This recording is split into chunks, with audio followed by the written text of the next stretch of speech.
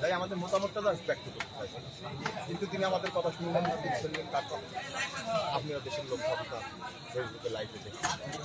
তারপরে আমরা কি শুনলাম, আমাদের আসলে সচিব মহারাজ তিনি একটা আমাদের মিটিং করলেন দিল্লিতে লালন সমাধিত পথে। আমরা সেখানে প্রস্তাব দিলাম সচিব মহারাজ, প্রস্তাব দিলাম যে স্যার এই জন্য জাতীয় কারণ হয়েছে আমি শ্রদ্ধা করি বলছি, কারণ ভক্ত সেই ভক্তি লালন বলছি। সবাইকে আমরা শ্রদ্ধা রেখেই বলতে চাই, কারণ আমরা যে সাহিত্যিক যে ধর্ম করি এদের ভক্তি সবার মুক্তি নেই।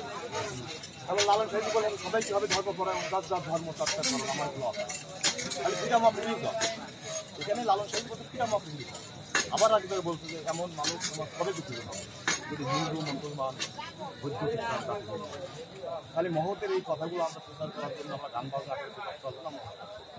এবং আমরা যে সাহেবকে বলি স্যার এখানে শুধু তো মানুষই আসবে না, সাধু সন্ন্যাসী পাগল মস্তান আসবে যারা ঘর থেকে তারা সিদ্ধি খায়।